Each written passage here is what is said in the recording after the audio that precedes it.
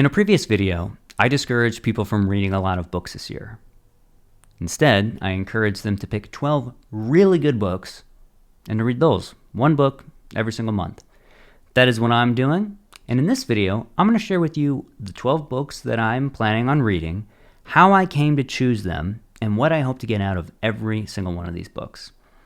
I'm calling this the Advantageous Book Reading Adventure because it's a mouthful, but also because the hashtag TABRA22 is available. So, hey, if you want to join me, see what I'm thinking about these books, or you want to post your own ideas, you'll be able to do that on socials, and I can see what you're saying and thinking, and you can see what I'm saying and thinking. But the most important reason why I'm calling it the Advantageous Book Reading Adventure is because I want to reclaim what advantageous means. In the previous video, I shared how Francis Bacon's idea that knowledge is power has a practical utility to it, but it fails to be as substantial as Plato's understanding of education. The purpose of education is to grow in a love of that which is beautiful. And so for me, that's what I want to do this year. I'm not interested in reading to read, but rather I want to read to grow in a love of that which is beautiful. And so I hope to do that this year. I definitely struggled to figure out what books I wanted to read because I don't know what I don't know.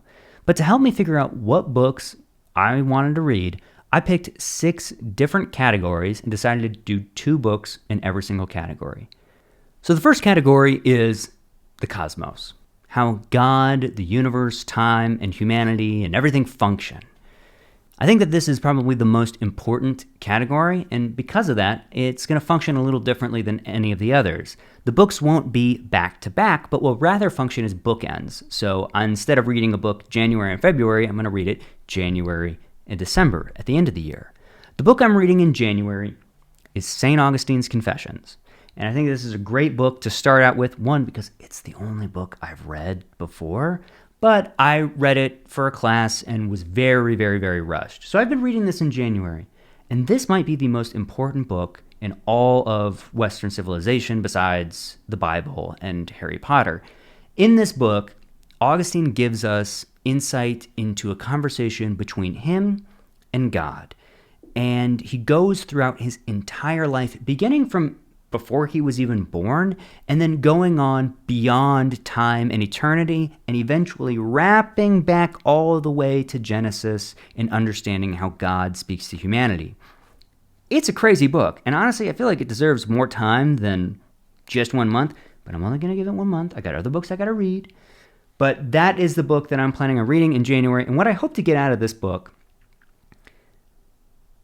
honestly, is I think a better way of understanding, like Augustine did, how God is operating in people's lives regardless of whether or not they're aware of it. Because for a lot of his life, not a Christian. He was, in various philosophical schools of thought, didn't really care for Christianity, didn't really care for the Bible, didn't really care for a lot of things. And so I hope by reading this book to gain an appreciation for what God is doing for everybody. High hopes, but big book. So we'll see. The second book that I'm reading in this category, The Cosmos, that I'll be reading in December, is G.K. Chesterton's The Everlasting Man. I know probably the least about this book in comparison to Confessions, which I know the most about. This book, from what I do know, is the origins of man and then all of human history. So Chesterton, in this book, is trying to explain how all of human history can be explained through their understanding of the God-man, Jesus Christ. I know that it's broken up into 2 parts. The first part is called On the Creature Called Man, and the second part is called On the Man Called Christ. I don't know how this is written. By that, I mean, I don't know if it's like a narrative where we follow various peoples. I don't know.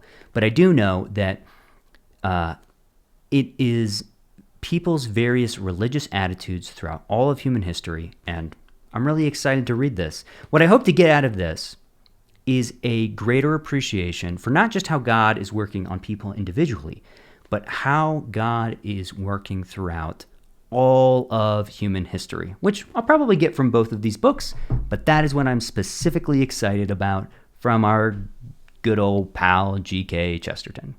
The second category that I chose was the good life, how humans should live their lives. And for this category, the first book that I chose that I'm going to be reading in February is The Nicomachean Ethics by Aristotle. Well, it's by his son, Nick, and it's a collection of his father's teachings on how to live a good and ethical life. I've been kind of on a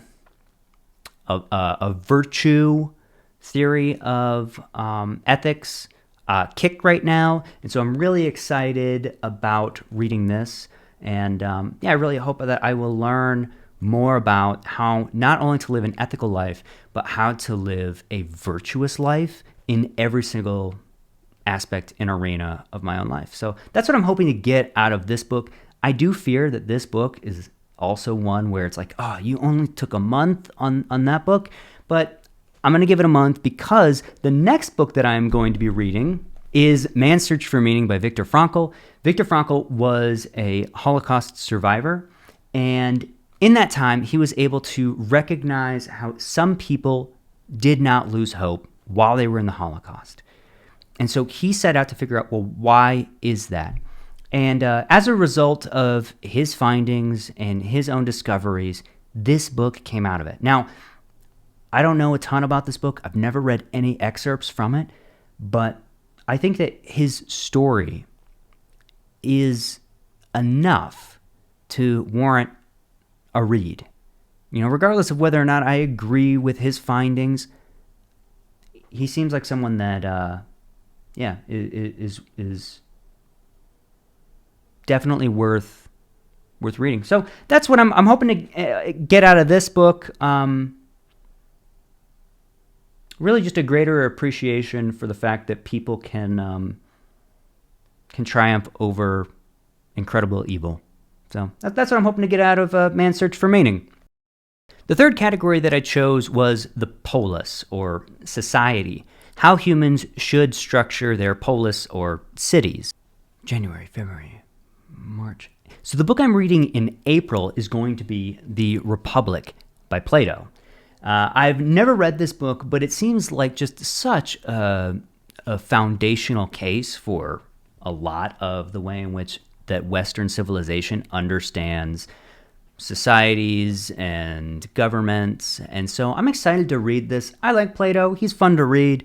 And so I'm excited to give this a shot and figure out, okay, like, who should I vote for? No, that's not what I'm planning on getting from this book. What I'm planning on getting is just a greater appreciation for the philosophical traditions that we come from as Western people.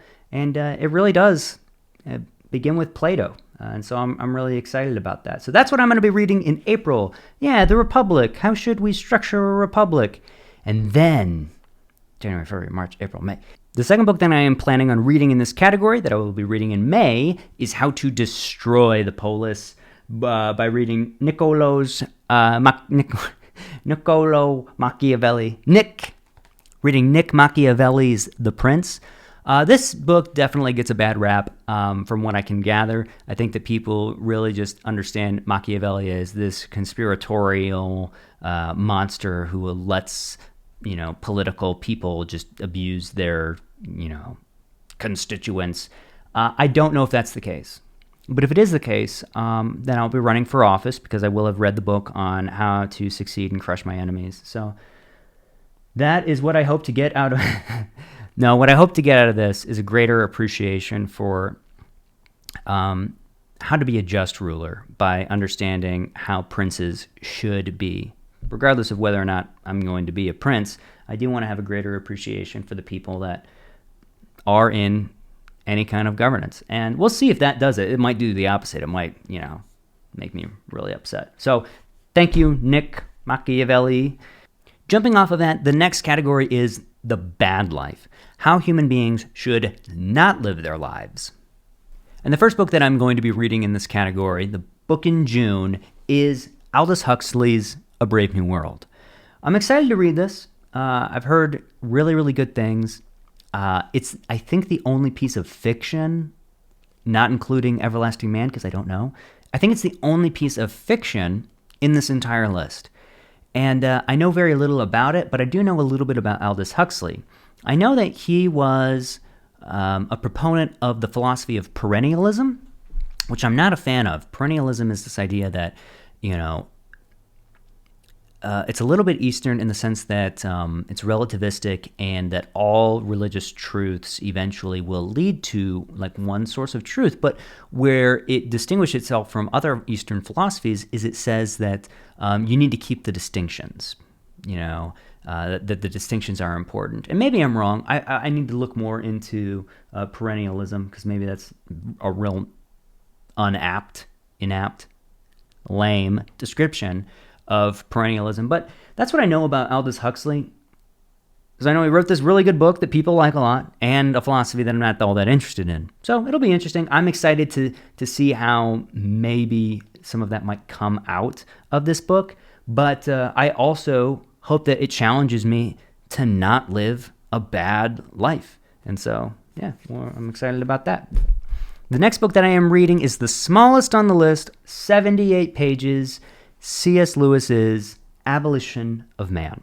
Now, while I may not like Aldous Huxley's philosophies, I know I like C.S. Lewis's. So I'm excited to read this. I don't know much about what it's about, but the abolition of man does not sound like something that I want to actively participate in. So I hope that by reading this, I get to avoid being abolished, because selfishly, I really enjoy existing. So that is what I'm going to be reading for the bad life. The next category is the philosopher, how historical thinkers acted, thought, and were lovers of wisdom. The first book that I am reading in this category is Marcus Aurelius's Meditations. I have not read this. I've read excerpts, and let me tell you one thing. There are some things that I love about this book and other things where I go, what the heck are you talking about? But Marcus Aurelius didn't write this, at least from my understanding, for other people to read.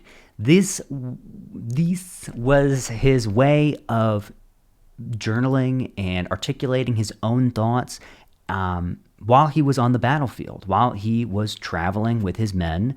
And so I'm excited to read what Emperor Marcus Aurelius has to say. I know that he was a student of the philosophy Stoicism, which is the idea that you can only control what you can control. And so everything that's outside of your control, you shouldn't worry about. I think that while that's a pretty reductionistic understanding of Stoicism, I'm not the biggest fan. And you're probably wondering, okay, AJ, you've picked two books from people whose philosophies you're not really fans of. Yes, but I'm excited to read these books nonetheless because I think that I'll be able to get a lot out of them. I don't need to agree with people to enjoy them. So I'm excited to read Marcus Aurelius, because maybe I will. I don't know. This is his diary, so you read my diary, you're going to disagree too. The next book that I am reading in this category is The Last Days of Socrates by Plato.